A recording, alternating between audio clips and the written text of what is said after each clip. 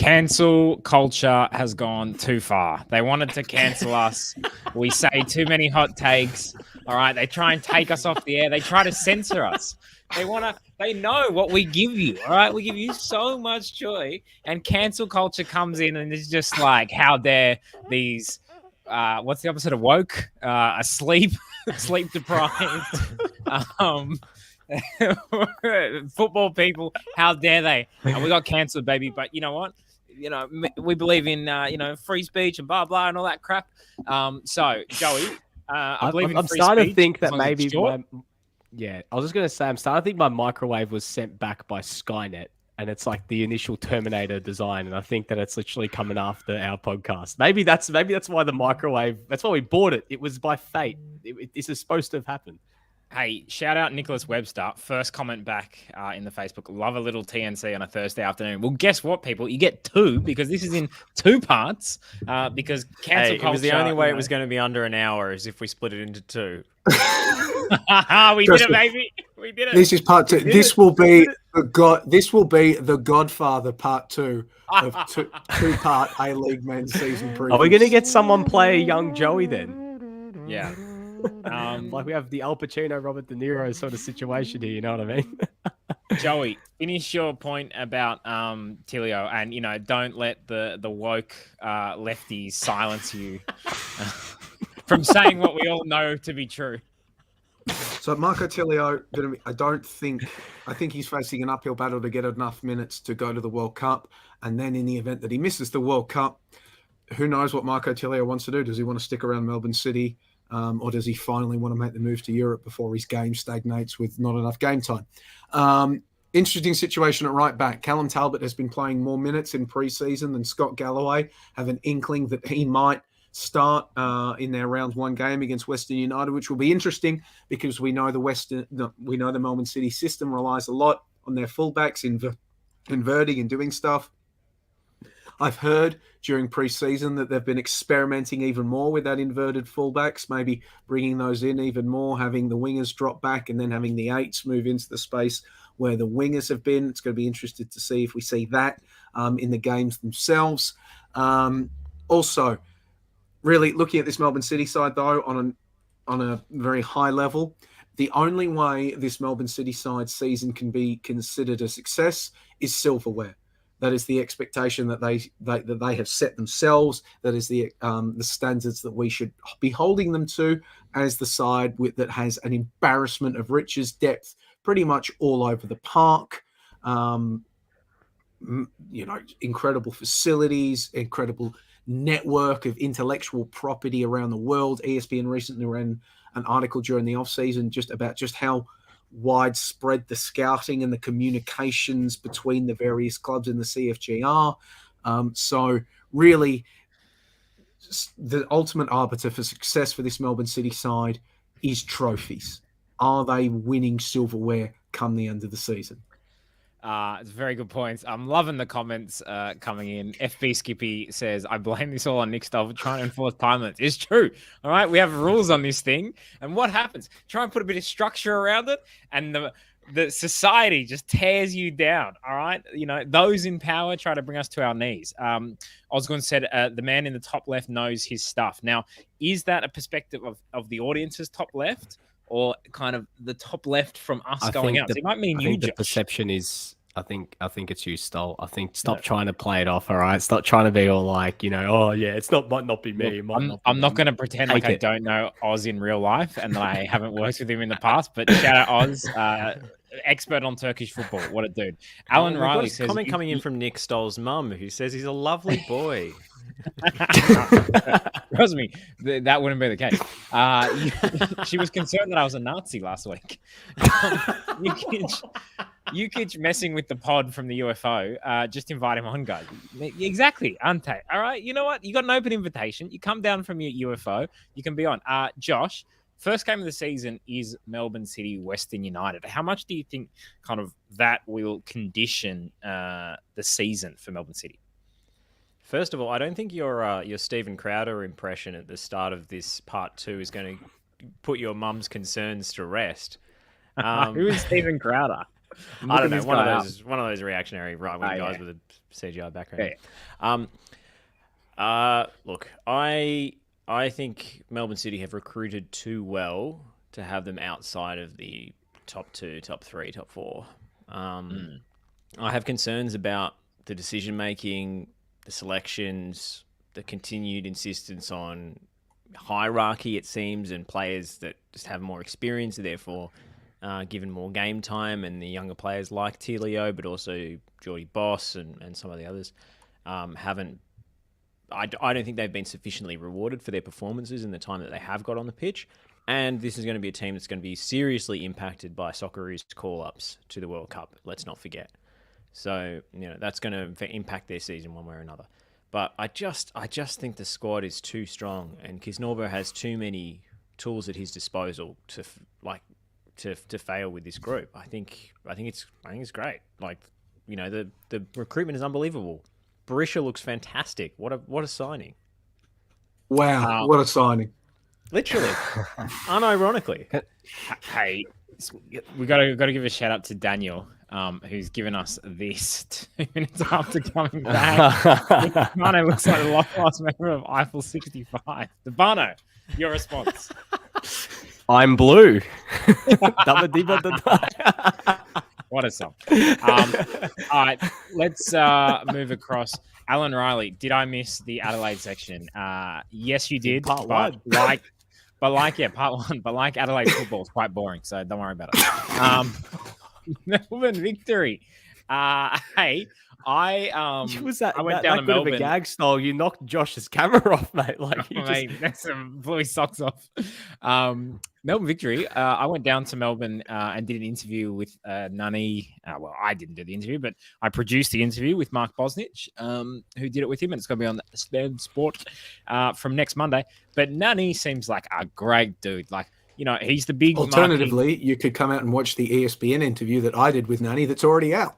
Yeah, bit like Adelaide United. You know what I'm saying? I'm just kidding. All good. You'll see it. It was all good. Whack. Marquee man, the marquee name of the season. But look, Josh, you've been watching him in pre-season. I think he's going to be very successful. There's a lot to like about him. Look, he's not like one of these marquees who's coming in unfit. He looks very fit. Seems like a really nice guy from all accounts, within the club. Seems like he's doing really well there. So I think it's going to be successful. Josh, you've probably seen the most of him. He looks good. He looks class. It's hard to tell against NPL2 opposition a lot of the time and stuff like that. But he's had a full preseason. He's come here to get fit. He looks great. Just before I get your thoughts on Melbourne victory, guys, we've got a really important comment coming in. If you're going to read out the one that I think you are, I swear to God. There it is. Do not green lady. It's that big of a comment. It's a Mike spam bot Wazowski, comment. both Joey and I. No, look, last week we did say we're talking about relationships, and people wanted. Remember, who was the guy who was like he was going to be too drunk to go to the round one game? Oh yeah, the whiskey festival. Look, this is a football. Yeah, this is a football podcast. This is a food podcast. All right, we talk about sauce. This is a relationship podcast. You're gonna attract the porn spam bots again. Take it off the screen. Good morning. First of all, we say thanks. No, we say this is the guy that says he wants to go under an hour. A very affectionate greeting. Oh. A very affectionate greeting. That's what you got to start with, Patricia. That's why you're having relationship issues. This is the important one here. Angelo's on the sauce right now. Angelo, where's Angelo? Is it a homemade sauce or is it store-bought? That's what we need to know. Can we talk about football, please? Yes. Yeah, all right. About victory. I reckon they're going to have a really good season. Yeah, all right. I think Nani's going to be a great signing. I know at the start, a few months ago, I had my concerns about, what sort of shape he was coming in here based off last season, but it looks like he's really bought in. If anything, he's really taken to it. I was reading, shout out to Harrow, our good friend, Anna Harrington, her story on AAP Sport about how they've got a fine system and Nani always has to make sure he's there on time to get to the team lunches. Otherwise, he really doesn't want to get a fine. He's really buying into the whole team culture thing, which I think is really cool. He's just taking the whole experience seriously. He's training his socks off apparently, which is great. From what I've seen this preseason, I mean, they played Pasco Val, who were out of season. That was the one game that Lockie Flanagan and I did. They look to press a little bit more this year, which I think was a little bit interesting. I don't know whether they'll do that against non-NPL 2 opposition. So that will be a curious watch against, say, Sydney this week. But, with the signing of Nani, upgrading goals with Paul Izzo, Cadete actually looks like a really handy signing at left back as well. I think he's actually looking pretty good, especially going forward. And as well, I think that you look at some of the other signings like Tommy Urich, if he stays fit, he could be a handy guy another striking option to have. But, you expect the development of Falami to come along and some of the other NPL guys to come in who, like William Wilson, etc., who get some minutes. But also Chris Economides, who I think this year, just quietly, I reckon he's going to have a great season. His preseason form's been great. He had a tough first season at Victory, and we forget that he still has a lot of quality. And I think that he's someone to really keep an eye on, and someone that could really make that position. He's got a lot of competition, like with Nani and Falami and Brimmer. If he's going to play more centrally, or he's still got the likes of Leighton Brooks and Nishan Valupale, just to name a few. So it's quite a stacked attack that Victory's got. And I think that they're going to be right up there again. But my only concern is just that centre-back depth. Just that centre-back depth for me. After losing Brendan Hamill, George Timotheu has played a lot in the A-League, but he looked a little bit shaky in some of those games. With Sporanovic not playing week in, week out alongside Roderick Miranda, will they be able to, get, a lot of continuity this year? And what is that dip going to be if Timotheu comes in? Because, it is a sharp dip. No disrespect to Timotheu, because Sporanovic still has a lot of quality for his age. So I'm curious to see how it works out, but also how they cover Jason Guerrier's absence too, because he's going to be out for quite a while. Who slots in at right back. So we'll see how it goes for Victory, but I still think they've got enough quality this year to be right up there. Sorry. Is there any question with Victory who slots in at X position for Victory? Lee Broxham. Next question. So Josh, play up your front, which was going to finger be up. my question. Yeah. Yes. Are they going to put Lee Broxham up front? Like, who starts as the 9? Is it D'Agostino? Because in my opinion, and this might be an unpopular one, I think he did his best work coming off the bench as an impact, game-changing, wrecking ball. And the work that Marjota did in terms of facilitating play, he didn't set the world alight in terms of goal scoring, but in terms of facilitating play, I think he was a little bit underrated. Tommy Urich, I just haven't seen him perform in the last couple of years, so I don't think he's a productive A-League player until proven otherwise, would be my position on him. Are they going to play Chris Economides as the 9, as they have done occasionally in preseason? That's a completely different proposition for Victory, and they can't be swinging high crosses into the area or so forth when you've got Chris Economides up front. So, it's interesting. I think there's a bit of a conundrum there. It'll probably be D'Agostino, but I don't think he's as effective starting as he is coming off the bench unless he makes another leap, another progression in his game this season. Do we see Popovic just not playing with a striker? Do we just have him floating around the likes of Economides? Popovic with the false 9, no chance. I don't know. I'm not going to. Well, we know You it's not never going to be know. Urich. We know it's not going to be Urich in week 1 because the squads have come out and he's listed as out with a knee injury. So, Devano, you talked about if he can stay fit. Well, not a promising start on that front. But Victory, they're a lot like Melbourne City in terms of their expectations. Looking at the squad that they have assembled, the investments that they have made, the talent in the dugout as well, a season that passes by without silverware for Melbourne Victory cannot be considered a wholly successful season. Last campaign, where they were coming off the back of a wooden spoon and looking to put in place a foundation of Popovic, you can, accept that maybe they just came oh so close, but oh so far to silverware. Coming into this season as the presumptive one of, if not the presumptive favourites for the Premiership and Championship, they are a club that once again you hold them to a higher standard, both because of their resources and because of the standards that they themselves say they have. Melbourne Victory's identity is such that they win trophies. Ergo, they need to win trophies. What's going to be interesting to me is to see what we've seen with Tony Popovic. Super successful at the Wanderers, Perth Glory came in his first season and he won the premiership. Second season, they only just got into the finals, and then they were eliminated week 1, and then he left for Greece.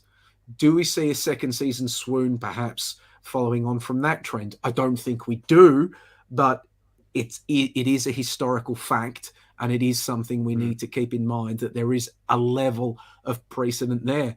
Another thing with Tony Popovich I think we need to keep an eye on is that following the World Cup, if Graham Arnold is not retained and he's not offered a new contract by the Socceroos, are Melbourne Victory going to find themselves losing a coach to the Socceroos again? Happened with Ange Postecoglou. Could it happen with Tony Popovich? Personally, I think if Football Australia goes after an Australian coach, it's likely to be Kevin Muscat. It'll be in the off season for the J League. He's likely coming off a J League title. He would seem the most likely option, both in terms of Australian candidate with a healthy resume, and you're not going to piss off the largest club in the A-League men by doing it. But there was a time last season when everybody thought that Graham Arnold was going to get the sack after the Japan game, that people at Melbourne Victory were sort of resigned to losing Popovich to the Socceroos. Obviously, it didn't happen, but now, is that something that they're going to have to keep an eye on as the season progresses? I reckon if Muskie wins the J League title, I reckon he heads to Europe. Alan Riley in the comments says, disagree with Urich. Looked really off the market. Both Adelaide and Macarthur would have done it better keeping Margiotta. Can I just add something, Margiotta, Josh, that you mentioned? Yep. Margiotta, for me, was played out of position all season last year. He's a 10. For me, he had all the hallmarks of a 10. He was not a number 9. He was so good with, the way he was playing in around other players, and he'd almost drop too deep to get the ball. He wasn't a Melbourne Victory number 9. Yeah, sure. But I think he could have been quite handy if they played 2 up top and, say, played alongside D'Agostino in that sense. But I think leading the line by himself in the way they tried to play him, he wasn't as effective as he could have been. And now, by my doing a quick read of research, Francesco Margiotta is playing in Serie C for Latina. So, you know what? Good luck to him. I hope he does well. Thanks and success to Margiotta. Oz asks, will Jake Brimmer, who was the Johnny Warren medalist last season, push for Socceroos' position this season? I don't think before the World Cup, maybe after the World Cup, and then there's like a regeneration. Someone say Asian Cup is his best bet. Yeah, but does anyone think he's going to push for Socceroos' World Cup? I don't think so. I don't think... If Popovich suddenly becomes the coach, then we might be straight into the starting lineup. Yeah, I don't think there's going to be enough scope for him to be sort of spectacular enough in the first 6 weeks of the season. Like, obviously he can hit banging set pieces and free kicks, but Rustic already does that for the Socceroos. So is there going to be enough scope for him to be spectacular as a field general running the show for Victory?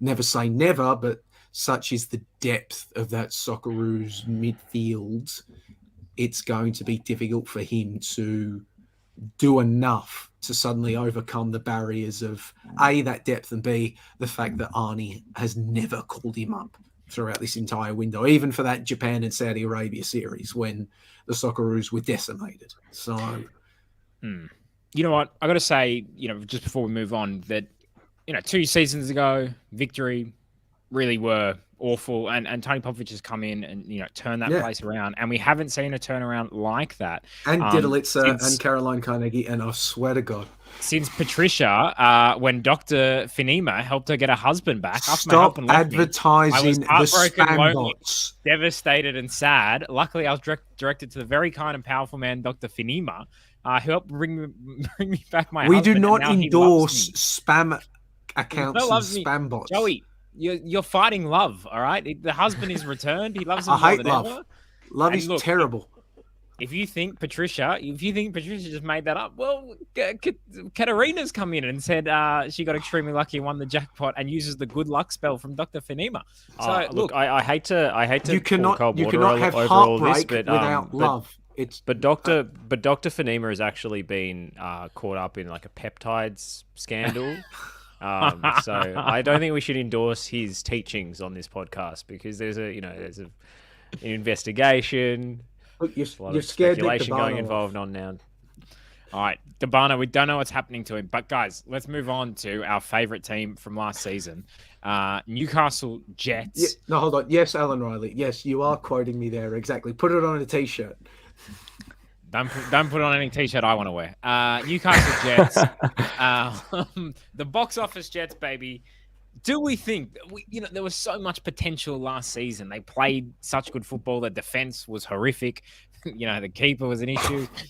Do we think that this season they will still be great in attack, but sort out their defensive issues and actually go towards the finals? Dabana, you had your hand up first, and I'm going to get in before the internet. Yeah, exactly right. I think they're still going to be a lot of fun this year. I mean, Daniel Pena is a big loss, but bringing in Reno Piscopo, I think is a great signing. Someone who I think could have a really, really good season for them. Interestingly enough, looking at their acquisitions, a lot of their acquisitions have been brought in on more than on 2-year deals. So it's looking like that there's a bit more, stability there, because a lot of clubs, they opt to go the 1-year deal, and look to they have their whole squad out of contract. It seems like the Jets are looking for a bit more stability with the guys they're picking up, not looking to get guys in on sort of short-term contracts. I don't know too much about Becca Dartsmelia, so the other Georgian and the other Becca. So we're going to have double Becca playing for the Jets this season. I think that's quite exciting just from the fact I have double Becca. I hear good things about Becca too. I hear good things. Yeah. Well, it was a hell of a sitcom in the 90s. I love watching Becca. Yeah. Are the Jets going to go Becca to Becca? A well-placed source within the club says good things about Becca. Yeah, look, I think in terms of them going forward, they're going to have a lot of quality still with Mikkeltadze and Piscopo, etc. But just defensively, for me, I still think there are some concerns, with that Yerman-Elsey combination. Hopefully we see Big Mike make that position his own between the sticks. So for me, in terms of prediction, I think they're going to be thereabouts again. They're going to be box office, but are they going to win enough games, and are they going to be as consistent as some of the others? Are their defensive frailties going to come to the fore? I have a feeling. So for me, they just miss finals, but I would not be surprised if they, cause a bit of a stir again this season. Joey? Obviously, every bit of analysis, even if it's already been said, has to be repeated. The defense is the biggest question surrounding this side. Yeah. Good point. Well made. It might end up just being a question of can they score enough goals? If they're going to concede 3, they'll score 4. So that's going to be a question. Another massive one is the loss of Daniel Pena, replacement Reno Piscopo. Pena, box office Jets, one of the reasons the Jets were so box office was because of Pena. Tons of assists, tons of flair, just shot from anywhere, did not give a shit, would shoot from anywhere, very entertaining. He's gone. Reno Piscopo is now there. Piscopo, obviously, very creative player, going to be super fun to watch him play in Pappas' system. I think, Josh, you spoke to him at the A-League season launch, and the reason that he signed with the Jets is because he wanted to play in a system like Pappas', where he was just going to be allowed to cook. How well can he replace the statistical, sort of like Moneyball? Daniel Pena has gone and he scored, 6 goals and got 12 assists last season. How do the Jets replace 6 goals and 11 assists? Piscopo is obviously going to come in and replace some of them, but if he can't do it all, where do the rest of them come from? And so on. So that's going to be really interesting to watch. I personally think World Cup probably a boat too far for Piscopo. Asian Cup, very interested to see if he can make a push for that. As Dabano said, Big Mike Weir, former NPL Queensland and NPL Victoria goalkeeper, keen to see him make a run at the number 1. Angus Thurgate was getting Socceroos buzz last season before he caught COVID, and that sort of knocked him about and knocked him off the pace. Interesting how he goes. And then some of these other midfield options that brought in Daniel Steins, Brandon O'Neill. How do they mold? Because when you think about the box office Jets and what they like to do, Brandon O'Neill, a lot more of the ball circulation, conservative, covering sort of 6 than box office 6. So how they play is going to be interesting as well. I think Brandon O'Neill can adapt given the right coaching. I think he's a coachable player. I think what we associate with Brandon O'Neill is from an era at Sydney FC where his role was pretty well defined. So I think he can adapt. I wasn't super impressed with him at Perth last season, but the Glory didn't have a lot of structure. So I think with this group of players, a second season under Pappas to get their heads around what he actually wants them to do, I think it could be just major improvements you could see off the back of that, just by having more time with the system, with the tactics, with an approach that they haven't been familiar with and other coaches haven't encouraged in their careers. In terms of Pena, obviously I loved watching him, but is there a tiny bit of Ewing theory when it comes to Pena, that when you have a guy who loses the ball all the time and everything becomes about him, even though he's outrageously good to watch, could the team actually improve off the back of the load being distributed a little bit more evenly? And Piscopo coming in, I'm really excited about. So I think the Jets are going to be good. I actually think they're going to make the finals. I think they're going to do it. I have faith. Yes. Pena, bit of hero ball last season. Alan Riley in the comments says, Jets will be fun to watch. I can't see Yerman-Elsey partnership going down well. Yeah, I'm surprised they haven't improved on that. Alan Riley actually says they'll finish 11th, which is a huge shame given how good Pappas is a coach and how fun they are to watch. I reckon, mate, I'm going to say it, 4th. Jets are going to be 4th. Right? Wow. It's amazing. I hope you're had right. them 5th or 6th, so you're always one-upping me in terms of these big predictions, Stoll. But are we sure that Jordan Elsey is going to start? Mark Natter potentially Mark Natter could be in line for it. And remind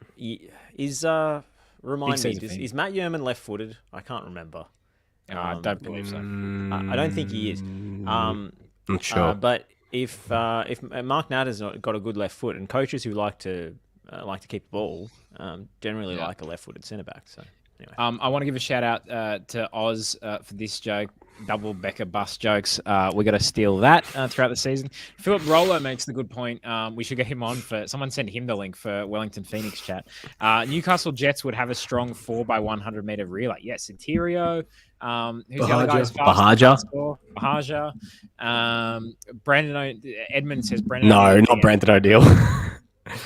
Brendan O'Neill might help the Jets defense. I think Dane Ingham's pretty quick. Yeah, he's pretty fast. Alan Riley, I like Steins. I think O'Neill is there to provide defensive cover, maybe drop deep as a sweep in the attacking phase. It's going to be interesting to see. I don't know about you guys, but is there any concern for you just, around like, we know backroom staff is just so important, and like just some. Let's move on from this, Nick Stoll. Let's move on. Let's move on. You think there could be disruptive influences? Let's move. Let's move. I'm vetoing this entire discussion. Let's move on. Perth Glory, baby, Glory. They don't have a home ground. They are, have been trying to be sold. Ben Smith, this is your time to shine and join. He's probably trying to get him a link to the old one. Send him a link. I sent him a new link. Don't worry. I sent him a new link. Ben. He says give me 10 to 15 minutes. With this alphabetical order, Ben. We don't have time, Ben. Ben, we do. I'll run this thing. All right, we'll come back to Perth Glory. All right. Look, Perth Glory, we've got to give them a bit of a leeway. They don't even have a proper home ground this season. So he's got a proper home ground this season. Sydney FC. Opening game is against Melbourne Victory on Saturday night. And I have a huge worry that this game either will be rained out entirely or dramatically affected in terms of crowd, atmosphere, and even gameplay by the rain. It is, and I know we're a food podcast. I know we're a relationship podcast. Now we're a weather podcast. It is pissing down here in Sydney. It is raining like I've never seen it before. And like, it's actually I would not, the stadium's 5 minutes from me. I would not go to the stadium if it was raining this hard. Stoll. Come on. I thought Sydney was better than Melbourne. I thought your weather was better than Melbourne, mate. Outside at the moment, it's 21 degrees. It's sunny. We got a sunset. It's beautiful, mate. And even a centre back scores one goal a season. All right. If you'd been in the torrential downpour in Shepparton yesterday, you wouldn't be saying that, Nick. But Stoll, I know that Sydney siders are a fickle bunch. And I know the weather affects your decision making a lot more than here in Victoria, where we get our Kathmandu jackets and we stick the hoods up. But I have heard, I was hearing yesterday, that tickets for this game are selling really, really well. So as long as the game doesn't, like the pitch doesn't get rained out or whatever, I think It's we a should be chance. okay. I'm But not- I hope people actually turn up if they bought a ticket. I hope Sydney's not that fickle. Well, So- I imagine the travelling Victory fans at the very least will rock up if they've gone to the effort of travelling Yeah. and buying a ticket. The thing is, they How might amazing would that be? If they might if- realize they're in a superior city and just be like, "Oh my god, this is amazing! Have the time of their lives." I don't think they're going to go back. That's the problem. But No, surely I there's go enough up to Sydney there's- more than I care to. There is nothing to do in Sydney. Surely there's enough cover at Allianz Stadium, Yeah. you know, that you surely can sit under cover. So supposedly the new stadium, and I have been there, but I haven't been there when it's raining. Supposedly the whole thing is undercover. So that's amazing. Yeah, so This no is gonna be a excuses. first great test.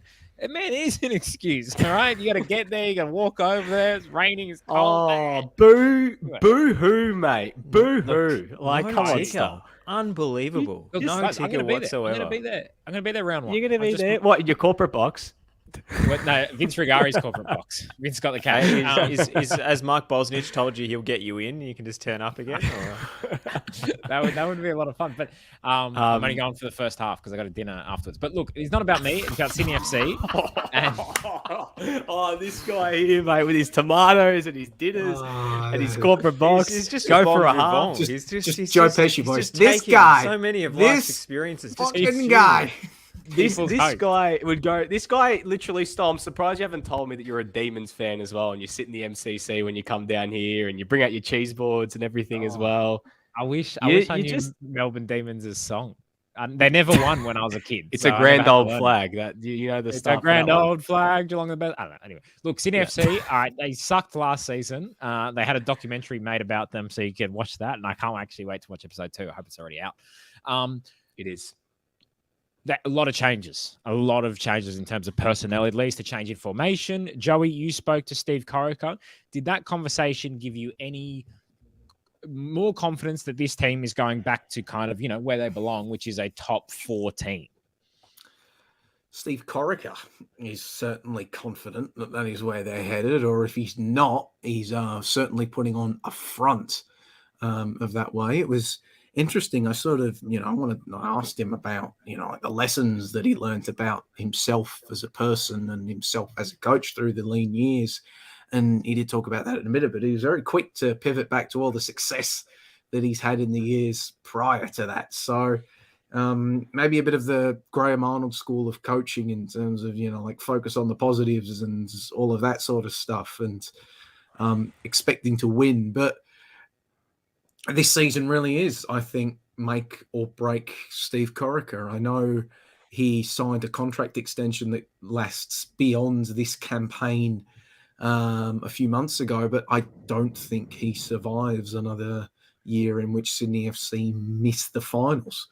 I think and to be honest, if they even scrape into finals and then get hammered in the elimination final, I'm not certain he lasts beyond that as well. So I think it's a huge season for them. And it's also a huge season in terms of seeing just how adaptable and flexible he is. Obviously, the talk has been Sydney's transition from a 4-2-2-2 to a 4-3-3 system, more wingers, more trying to dribble the ball and be a bit more incisive in that regards. How long does this commitment to that new look last? Is it a case of, does Sydney lose the first 3 or 4 games and we get a reversion back to the previous system?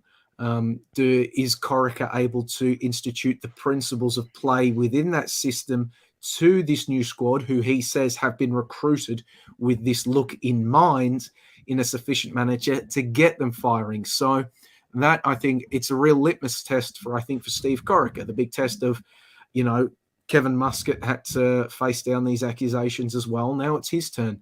Did he succeed because of his own abilities, or did he succeed because the table was laid for him?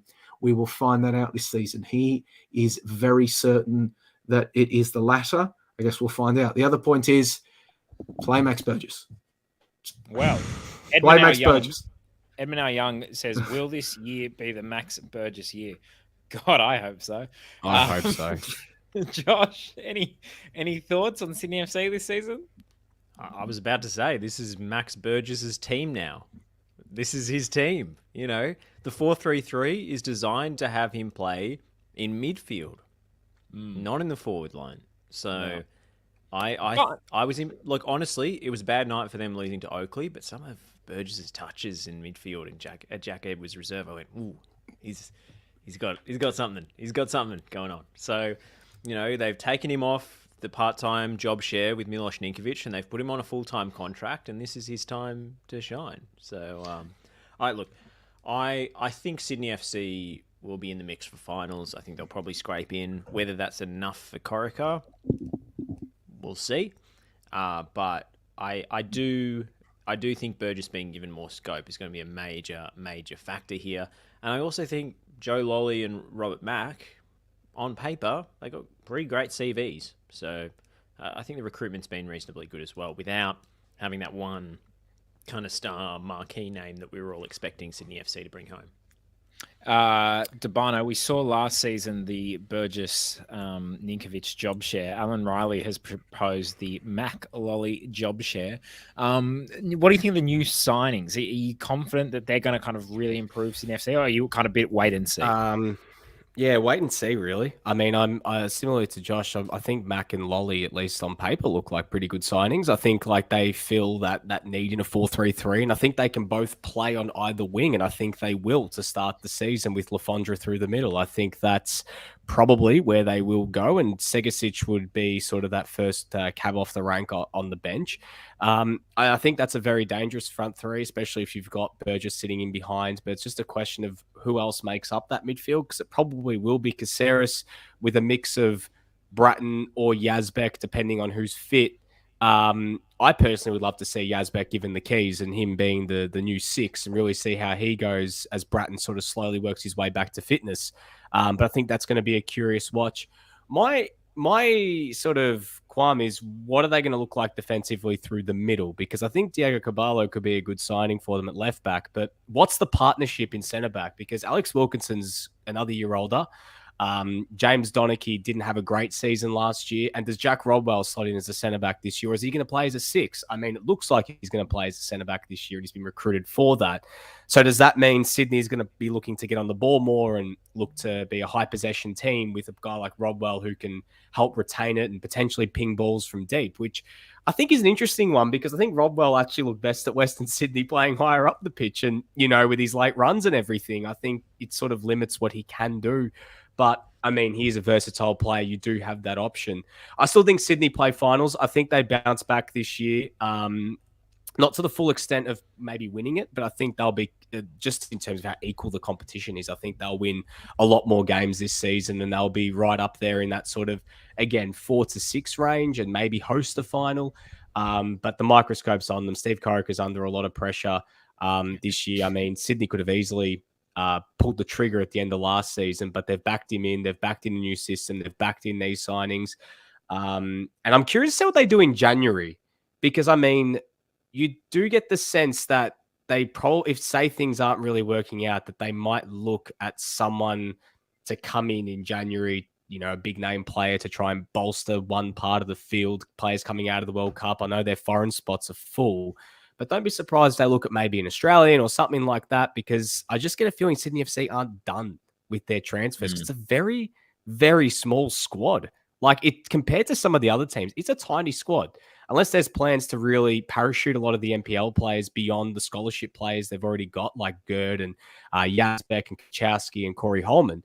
I don't know, like, and also as well, Girdwood Reich. I don't know if they're going to look to get more guys in from that very highly successful NPL team, or maybe, just maybe, they might be looking to be busy in the January transfer window, because they lost a lot of players last season, but they've only signed 6 guys. Like, above the 4 foreigners, it's Mlinaric coming back from loan. That's actually not even technically a signing, and Alex Parsons. So technically it's 5 new players for about, you know, 10 or so, maybe 12 players leaving. CNFC, I think it's going to be interesting. I think they might even try. It depends on, I guess, the foreigner rule and stuff, but I wouldn't still be surprised if they try and push for a marquee in January or something when it potentially becomes more available.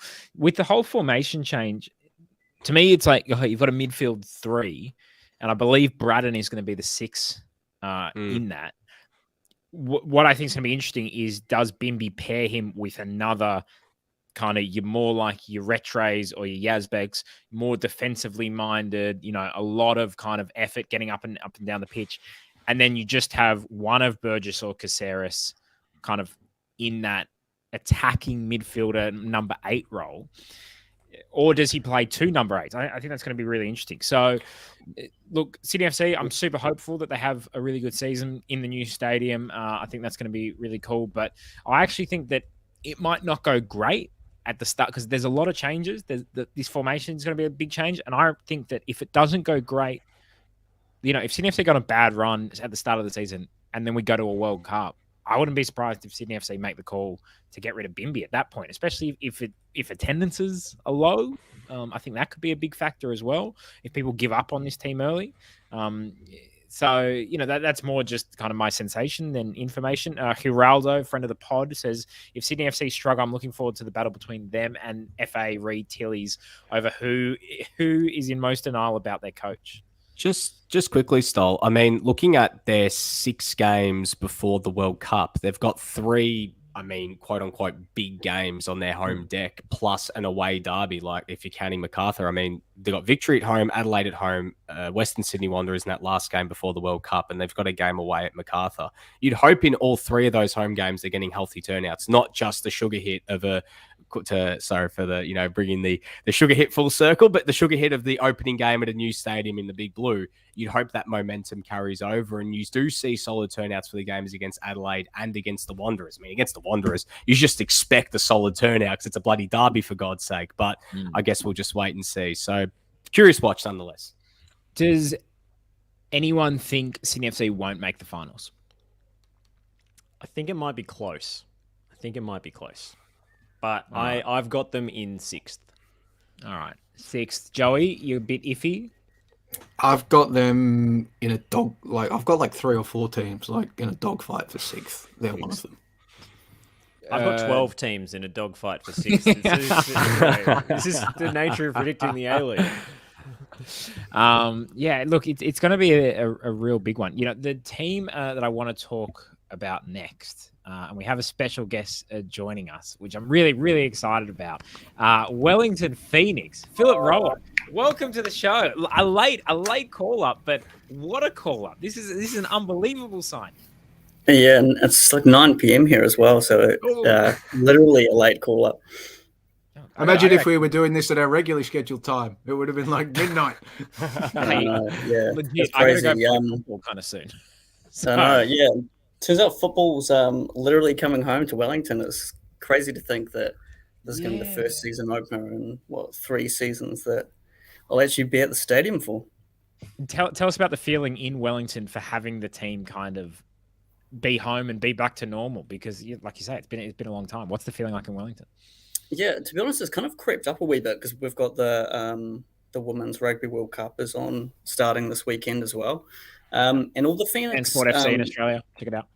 Yeah, all the the Phoenix have been playing their preseason games against other A-League teams over in Australia. Usually they would have games that the community could go watch, and they would open to the public. With this year they've kind of, if they've played any sort of games against the National League teams here in New Zealand, they've been not advertised or anything like that. So it's kind of crept up a wee bit. It's kind of strange to think that they actually play at home this Sunday. So it'll be interesting to see what sort of crowd they get. And talk to us about kind of the signings that they've made. It doesn't look like there's been too much activity over there. Yeah, well, it's funny because I feel like a lot of the season previews talk about how, they've lost their top goal scorers from last season, and Josh Soturio and Gail Sandoval, but it probably said a lot that Soturio was their top goal scorer, and I didn't think Sandoval was that great. He scored a few of his goals from penalties, and I think if anything, he probably took a little bit of heat off Reno Piscopo. But there weren't too many. He definitely wasn't as good as Uli Davila was when he was at the Phoenix. So the signings I've made, I think, across the board are all actually improvements. Bojidar Krav looks to be really good. I think, it's been mentioned in a lot of season previews and stuff that Tele's recruitment of his foreigners is like usually pretty spot on. And I think Criev in particular looks to be someone who could be like a real star. And I know some of the coaches here that of National League teams that have played the Phoenix said that the Phoenix imports that they've got this season are the best they've ever had. Well, I mean, Phil, I talked about a dogfight before teams, several teams. I actually have the Phoenix coming closer to winning the premiership than I do missing finals. Am I insane? No, I don't think you are. And I think the people who have the Phoenix, like, I get it. It's quite easy in Australia probably to think like, oh, it's the Phoenix, they're the New Zealand team. Like, let's tip them at the bottom. But they made the playoffs last year. I know, that's so true. That's what we do all the time. We're just like, oh, Phoenix, whatever. I know, and I feel like in New Zealand we have the same thing with like the Mariners. Like it's like the Mariners and the Jets, put them at the bottom too. But yeah, like they made the playoffs last season, and they were based in Australia. The team's actually going to be at home, and I think the signings are better. Like this is the first time in 3 years I've used all their import spots as well. So even just by having a fifth import is basically just like improves the squad more than they had. And last season, Sandoval and Scott Wooten came in January. So, the only problem I think they're going to have is defensively. Like they had the worst defensive record in the league last season, and the only defensive signing they've made is Lucas Moraga, so I think is going to back up Sam Sutton. Well, there's some weird kind of like the backup left backs have swapped teams from the Jets and the Phoenix. Like Josh Laws is like okay. He was injured quite a bit last season, so I think get him fit like that might make a little bit of a difference. But I think they're going to rely on Ollie Sale big time. That would be my only concern, I think, with the Phoenix. But I don't think you're insane, Joey. I think like I'm actually doing a story for the weekend on kind of 5 reasons why they might win the league and 5 reasons why they won't. And this is probably the most optimistic I've ever been about a Phoenix season. I think it's probably going to be Ulf Tele's last season as well. Like he's coming off contract. I can't really see him having any sort of incentive to stay. Like he'll get a better job. So this is kind of the season to win the league, I think. If they don't do it this season, they may never do it. Phil, tell us about some of the other signings. I mean, you mentioned Krajev, and we know what we're going to get with players like Ugarkovic and Barbarousis, even to a lesser extent, Lucas Moragas. But Jan Sase and Oscar Zavada as well coming in. Have you seen much of them this preseason? Have you heard much about what we can expect from them? No, so Zavada played or had his first start against Sydney FC in a preseason game last weekend, and the Phoenix lost 3-0 but conceded 3 late goals. So he may have not even been on the field at that time. He's kind of an interesting one because, he's so different to Gary Hooper. Like Gary Hooper was kind of like an aging star who had like this amazing goal scoring record. Zavada hasn't really scored too many goals where he's been, but he's way younger. And he's just like a big presence. And the Phoenix have really stacked their attack. I would say Costa, Barbarousis, and Ben Wayne probably should be their starting strikers. Like David Ball's out with an injury at the moment. Zavada kind of seems like it's like just they want a target man to bring off the bench, or if they want to play sort of a different style of football. The Brazilian sounds really good. He just looks to be like a great dribbler, someone who's going to be real lively, and again, like another good replacement for Reno Piscopo. I think if you factor in Krajev and him, it's like 2 players to replace him. So I'm actually really optimistic about them. I think now Telo's just got so much. You can just trust that his foreign signings are going to hit, and if they can just sort out their defense, I think it could be like even like a top 4 kind of finish and get a home semi-final. That would make a huge difference to the season, I think. Phil, just before we let you go, you're quite confident with the Wellington Phoenix. Just give us your kind of predictions for the A-League season. Who do you think is kind of going to be champion, and who do you think maybe is going to be last? Okay, I'll go. I think Victory, are going to win. Lewis Nani's probably like a upgrade on Marco Rojas. I think they're going to win. How's Rojas going in Chile, by the way? I saw one assist. He's kind of going okay. Like, he's kind of hasn't really broken into the starting team too much. Being a late season arrival, I think, was his sort of issue. Yeah, I think Melbourne victory win. I think Phoenix definitely make the top 6. But I think you can almost make a case for everyone making the top 6. So I don't even want to make like a prediction of how the ladder's gonna work out. But yeah, there we go. All right. Phil, Well, I thank you really so wish much. we'd heard from you before I had made my draft ladder prediction, because now like it's thrown everything into chaos. I have to put the Phoenix in the 6, and it's just ruined everything. So thanks for nothing, And Phil. you should have known it, man. The Knicks are going to be sneaky good, man.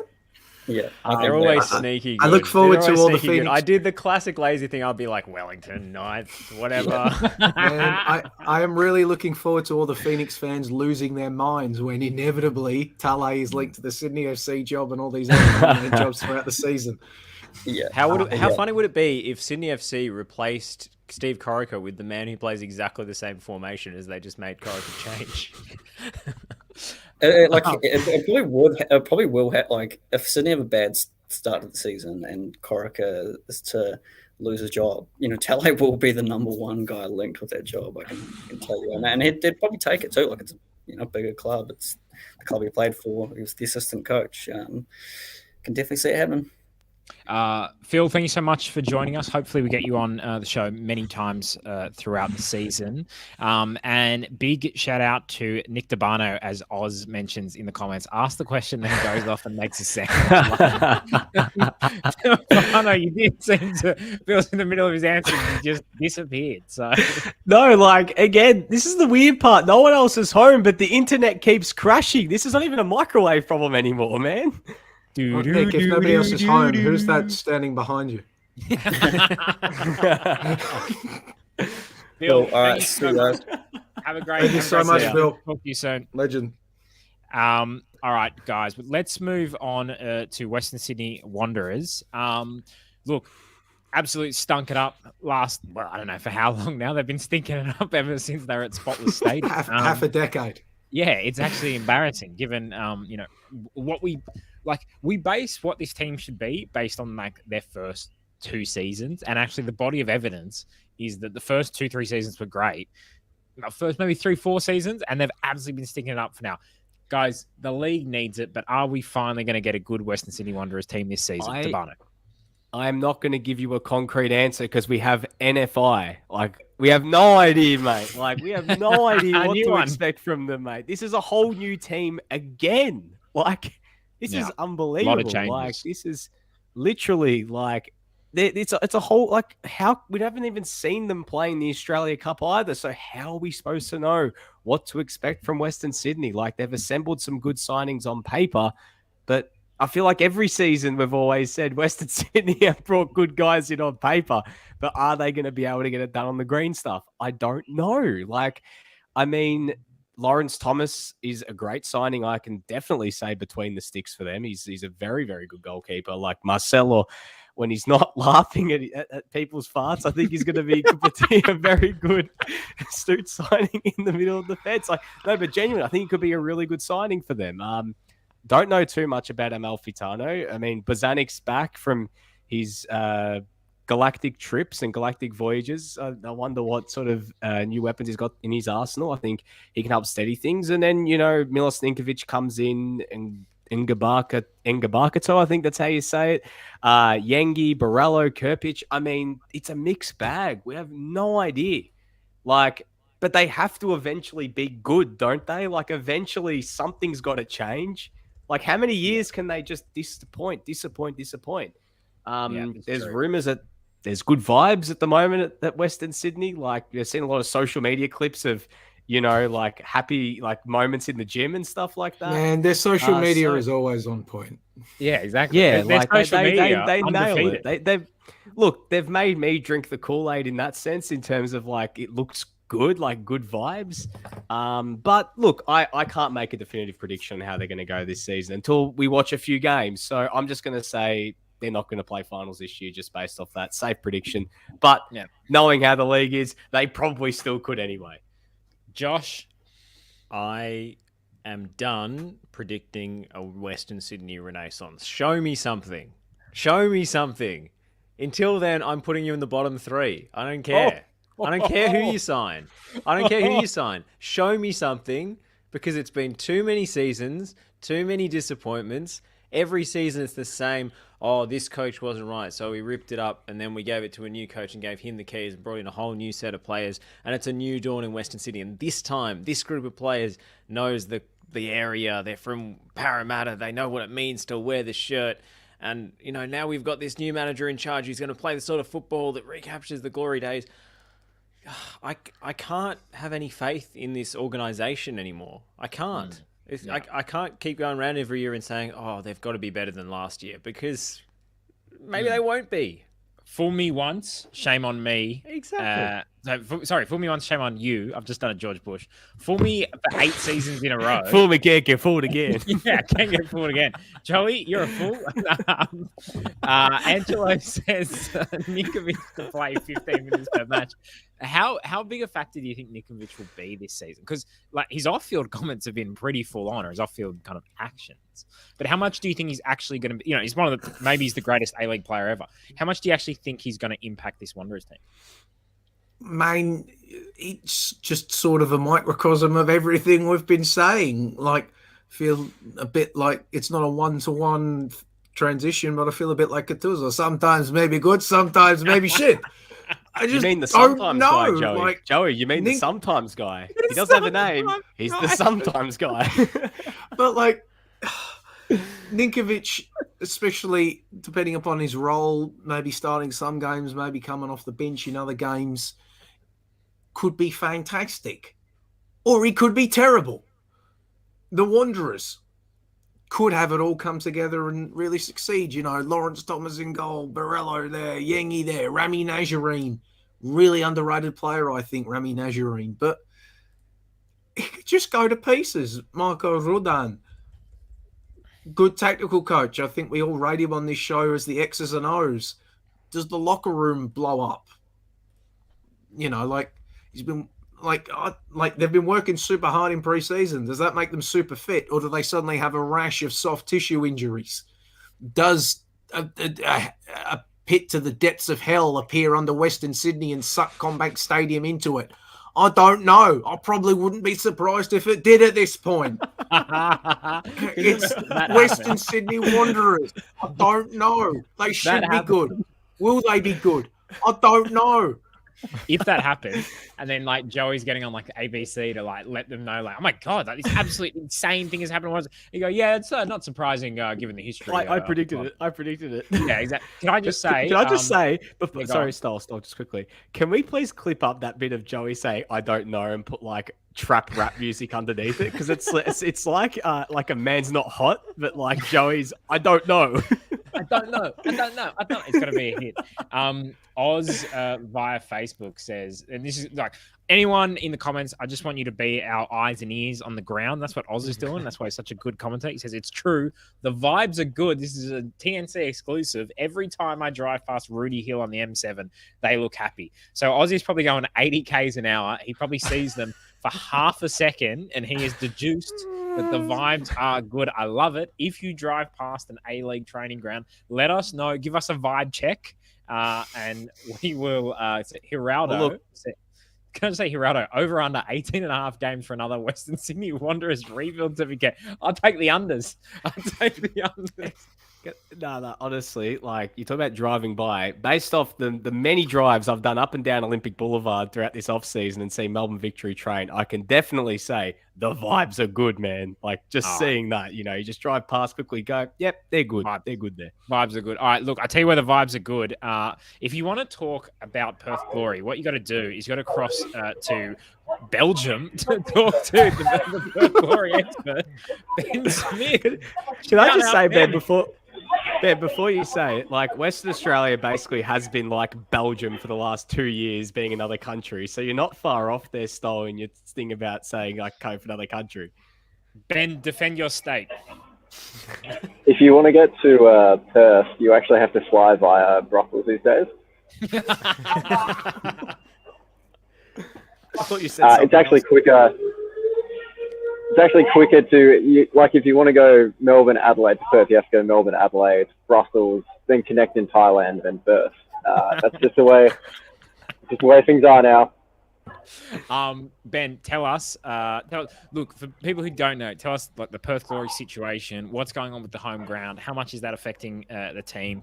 And is there any hope of this team making the finals? I am strangely optimistic about the Glory this year. I'm not. I think the stadium stuff will be sort of overblown. I mean, HBF Park, don't get me wrong, it's one of the best stadiums in the A-League men's. It's one of the most underrated stadiums in the league for mine. And the turf's great. It's a fantastic facility. I'm not sure it has had the menacing aura that Perth Oval did during the NSL days, where teams feared coming to the old Perth Oval, and it's never been HBF Park, is amazing as it is, it's a wonderful facility. It's never had that same that kind of aura around it. So I think them being at Macedonia Park, it's not ideal, obviously. I think we'd all rather be at HBF Park. I think they can make the best out of a bad situation. I haven't been to Macedonia Park in a long, long time, so I'm probably not the best person to comment on it. They're obviously doing some very quick upgrades on it at the moment to get it up to scratch for the start of the A-League men's and women's season, because the women will be playing there as well. I think I said a few weeks ago, the best case scenario for it would be if it was anything like the Lower Hutt Stadium that Wellington had, where they had that amazing atmosphere. It just kind of felt like you had 7,000 fans packed in, to a tight area, and it kind of creates this fantastic, this fantastic vibe. I think that's the best they can hope for, but I don't think it's going to affect them, from an on-pitch perspective. I think they've actually recruited really well this off-season. Andy Keogh, the new head of recruitment, has done a fantastic job. You look at the quality of the players they've brought in, and, so you start with the Australian players. Ryan Williams is a decent pickup. He's returning. Then you have Mustafa Amini, who was underwhelming at Sydney last year, but who knows, maybe a bit of a sea change can help him rediscover some of his best form. And then you look at some of the other guys they brought in. Aaron Mcinnis is a player, who our own young boy, Lockie Flanagan, really rates and has high hopes for him, having watched him for Hearts. I remember talking to him, I think last time I was on the pod, he was really eager to see how McInnes went at A-League men's level. He was pretty optimistic about him. They've brought in Ben Azabel to play up top alongside Bruno Fornaroli. He's a bit of a, not exactly sure what he can bring to the table at this point, but he's going to be. I think the hope is that he strikes up a good relationship up front with Fornaroli. You have Salim Khalifi, who was a recent signing, has played in the last 5 years Bundesliga, Bundesliga 2, and in the Swiss top division. And he's 28. He plays on the wing. He could be a really, he's coming quite late in the off season. So, there hasn't been too much hype around him. I think, just looking at his resume, he's played 2 games for the Tunisian national team. He could be someone who flies under the radar but ends up being a really, really good player at this level. And I think Mark Beavers is a pretty good pickup for a defensive bolstering of sorts, because they really struggled defensively last year aside from Darryl Lackman. Spoke to someone a while back when Beavers was first signed, who was a Peterborough fan, and said Beavers was a very good League One centre back. Struggled a bit at championship level, but ultimately was pretty good at League One level. So I think they've switched on the microwave in Brussels, unfortunately. Oh, am I not coming through? No, he's coming through fine. I'm hearing him perfectly. I think your microwave's on in Shepparton, Josh. Yeah. And also just picking up where I left off, Stefan Colikovski is a fantastic acquisition. I really hope he gets the opportunities that he didn't really have at Melbourne City last year. Well, that was going to be my question for you, Ben, there at the end. Stefan Colikovski, one of the new Australian players that they've picked up. He left his boyhood club and moved over to Perth in search of more game time. Do you think he's actually going to get game time, taking into account all the foreigners that have since arrived? And B, how much do you think he's going to enjoy playing at Macedonia Park?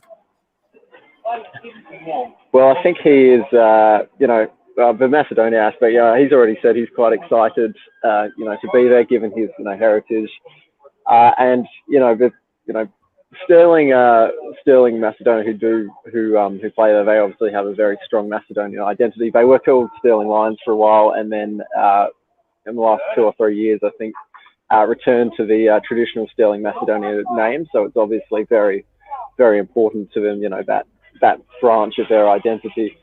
And I think he gets chances, even with all the players they signed in the final third. I think he will get a lot of opportunities. I sure hope he does. He deserves them. I still think back to the 2021 A-League men's grand final where he was second best player on the pitch after Marco Tilio. So, yeah, I think the future's bright for him. His immediate future in terms of how much opportunity he gets this year. But I think the biggest X factor for Perth is Ruben Zadkovic.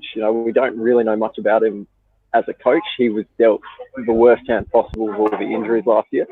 So, we're going to find out what type of coach he is this year. And I think if he's a solid coach, I think Glory can make finals, because I think they've improved dramatically in the off season, and I think they're flying under the radar a lot.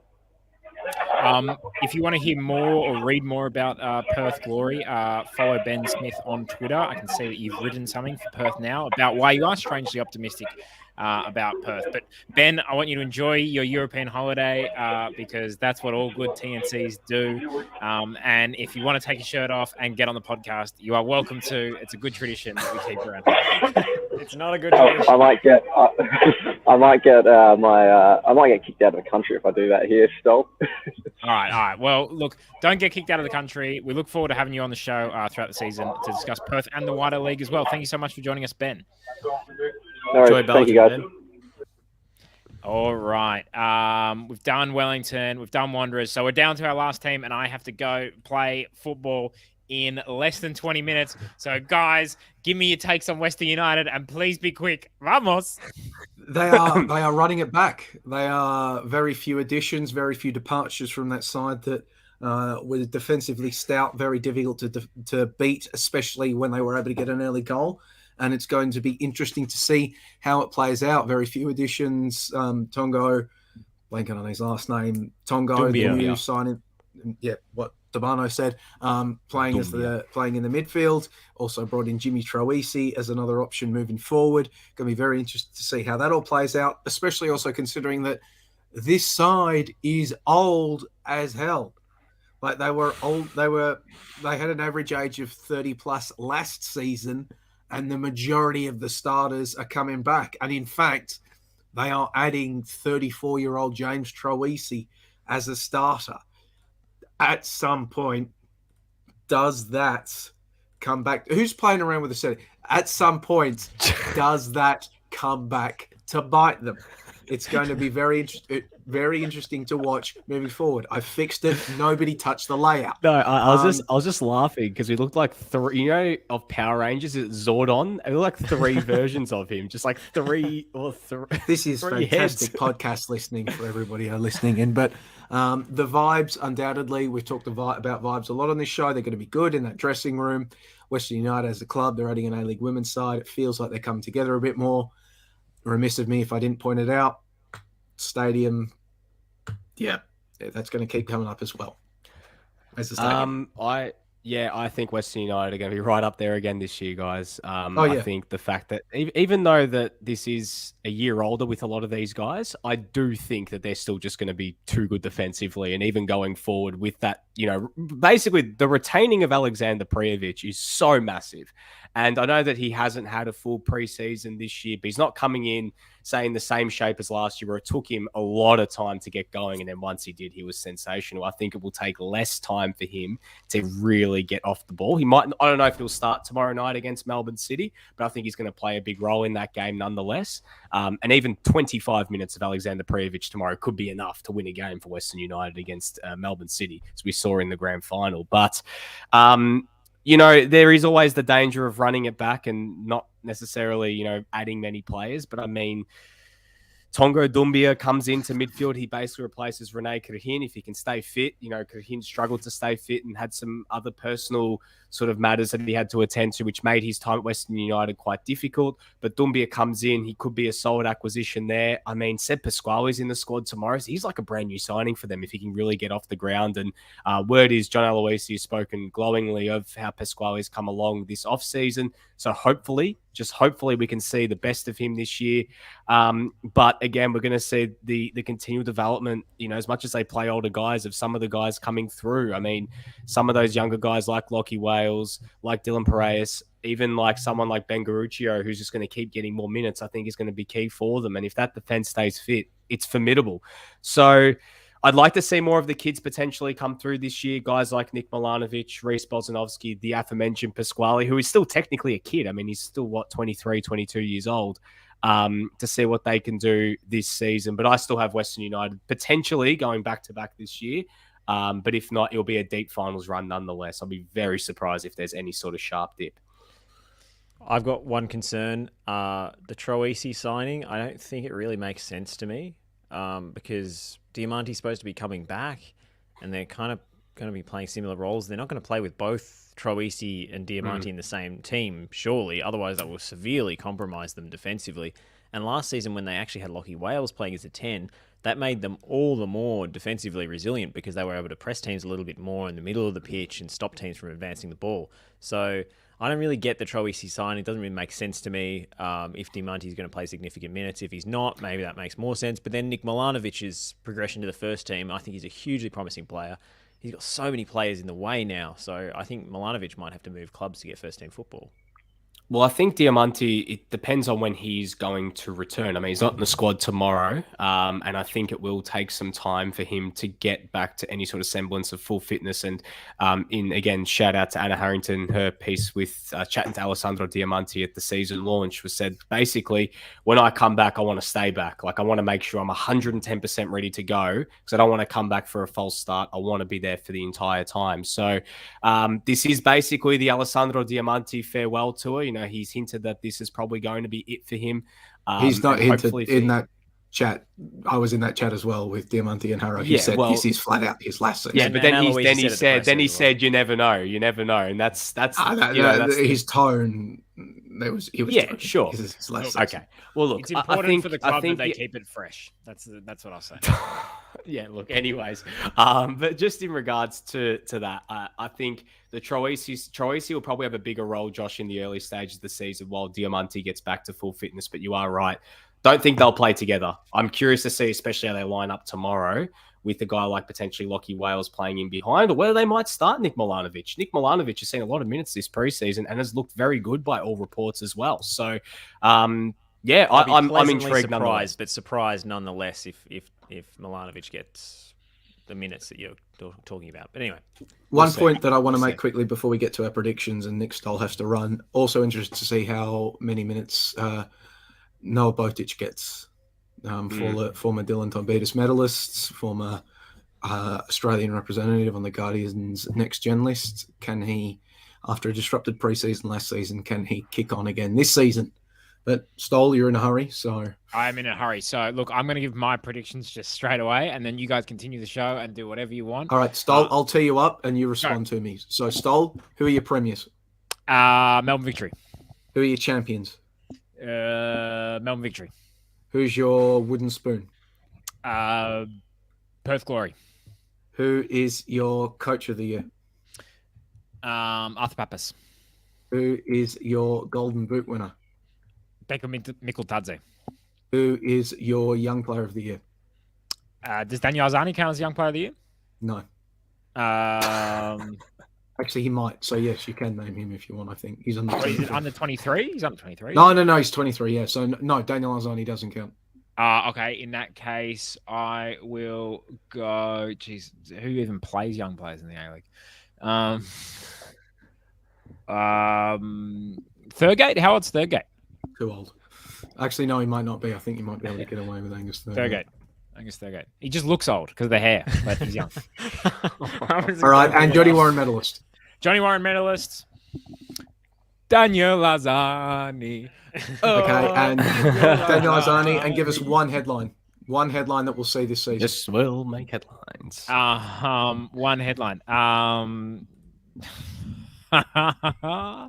UFO abducts multiple players come January. Hell, All right, Stoll, hell piss opens off. up underneath. Thank you very much Combank for your Stadium. contributions. Go and play football. Thanks, guys. Have a great night. Amazing Enjoy. success. Score some All right. goals. All right. I'll tell you what now. Who wants to go next? Debano. All right, Debano. Premiers. Let's go. Premiers, Melbourne Victory. Champions. Western United. Wooden Spoon. Brisbane Roar. Coach of the Year. Geez, that's a tough one. Nick Montgomery. Golden Boot. Jason Cummings. Young Player of the Year. Nestori Irankunda. Johnny Warren Medalist. I'm going to say Daniel Arzani. Give me a headline for the coming season. Cummings scores 6 in 6, book spot in World Cup squad. Yeah, that's it. 6 in 6. He's there. All right. I wasn't laughing at you then, Debano. Just a message came up in the group chat and I was just like the picture. I burst out laughing. My apologies. Josh Parish, Premiers. Oh, I'm not ready for this. Melbourne Victory. Champions. MacArthur. Oh! I think they make a finals run. I think it's from third or fourth. MacArthur, they make a finals run. Bit of magic. Dwight York lifting the toilet seat again. All night Could you for life. imagine? Party Hey, at Boswell's Joey, house. just on that. Joey, remember when you said you're like, oh, like the whole trend of like Western United doing it, and then MacArthur's now following in the They same do, trend as yeah. the expansion clubs? You never know. What am I up to? Did you say you wooden spoon, Josh? Perth No, you Glory. didn't. Wooden spoon. I'm sorry, Ben Smith. It's Perth Glory. Coach of the Year. Coach of the Year. Could be Dwight York. There we I go. think it could be Dwight York. Look, I'll go Arthur Pappas because I said the Jets are going to make finals. I think Arthur Pappas. So Golden Boot. Golden Boot. I don't know. I don't know, Joey. I don't Me. know. Jamie. Just say Jamie McLaren. I'll say Jamie McLaren because I'm boring. Yeah. Okay. Young Player of the Year. Name a player under 23. I don't know. Nestori Irankunda. There we go. Johnny Warren Medalist. Nanny. Give me a headline for the coming season. Steve Corica in trouble before January. Awesome. So for me, I have Premiers. I have Melbourne City. Champions, Melbourne Victory. Wooden Spoon, Brisbane Roar. Coach of the Year, I have a tie between Ufuk Talay and Arthur Pappas. Golden Boot, I have Becca Mikkeltadze. Young Player of the Year, I have Callum Talbot. Johnny Warren Medalist, I have Daniel Arzani. And headline we might see, Daniel Arzani's blistering start to the season wins him a place in Australia's World Cup squad. Man, this pod has gone so big on Daniel Arzani. Unreal. Oh my God, I'm seeing... This is getting out of hand. Now there are two Now of there them. are two of them. Okay. Nick Stoll is gone. That is the conclusion of our under 1 hour A-League season preview, which part 2 has gone 1 hour and 18 minutes after part 1 went around. Hey, Took half an hour. Stole in the mud. Stole in the mud. Stole- Still Hey, almost we went said 2 it was hours. going to be an espresso edition. What we actually meant by that was we were going to cut to Ben Smith We- drinking an espresso in Yeah. Brussels. If We we are go the 5 more international minutes, curriculum. if we go 5 more minutes, we reach the vaunted 2 hours I can't even get this word out. Accumulatively over 2 podcasts. So you know what? We still are winners, baby. We I still have get to the 2 go and hours. make dinner. I have to go and make bolognese. well, Are you I've making sauce it from waiting for me scratch? too, You're so- not making it out of a jar, are you, Joey? No, I make my sauce. I make everything from scratch. Oof. Do it better than an Italian ever could. Oh! Oh! Um, Oh! Oh! oh! Oh! Right, Hey, but bring for some that- to work tomorrow. Bring some to the box. I want to give it the sauce a taste test, Joey. I want to see if you're actually if you're nailing it or not. Okay. With that, that has been the National Curriculum's A-League Men 2022-2023 season. Nick Stoll was with us, but he has departed. Thank you very much, Josh Parish. Thank you ever so much, Nick DeBarno. My name has been Joey Lynch. We will be back at the regularly scheduled time of 7:30 p.m.-ish on Sunday evening, potentially with a special guest who I haven't been given permission to hype up yet. So keep your mouth shut. But for now, thanks and success as we go out. I'm not even going to play the closing stingers. Goodbye for now.